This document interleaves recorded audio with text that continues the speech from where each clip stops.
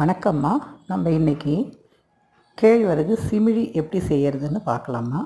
இதுக்கு தேவையான பொருட்கள் கேழ்வரகு மாவு, எள், வெல்லம், மல்லாட்டம்மா. நம்ம விருப்பப்பட்டவங்க டேஸ்ட்டு பிடிச்சா எள் சேர்த்துங்க, இல்லை வேண்டான்னு விட்டுருங்க.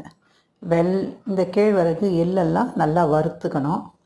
இதுக்கு அளவுலாம் கிடையாதுமா. நமக்கு எவ்வளோ தேவைப்படுதோ அந்த அளவுக்கு நம்ம சிமிழி செய்யறதுக்கு தேவையான கேழ்வரகு மாவில் உப்பு போட்டு, வெறும் உப்பு போட்டு பிசைஞ்சு நம்ம ரொட்டி சிறு சிறு ரொட்டிகளாக தட்டி நல்லா ஆற வச்சிடணுமா.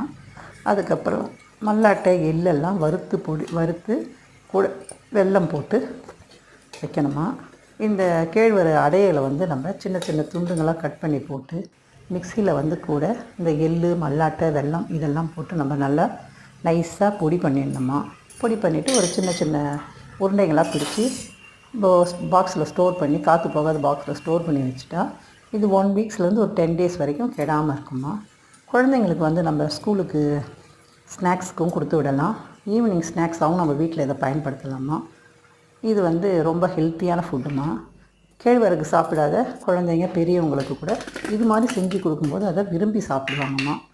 இந்த சிறுதானியம் கேழ்வரகில் இருக்க விட்டமின், மினரல்ஸ் எல்லாமே நமக்கு சேருமா.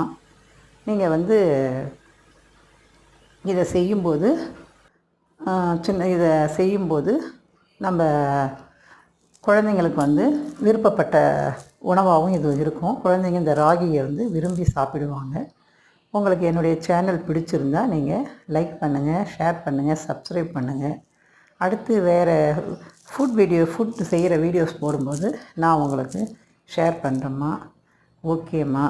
ஓகே, பாய். தேங்க்யூ.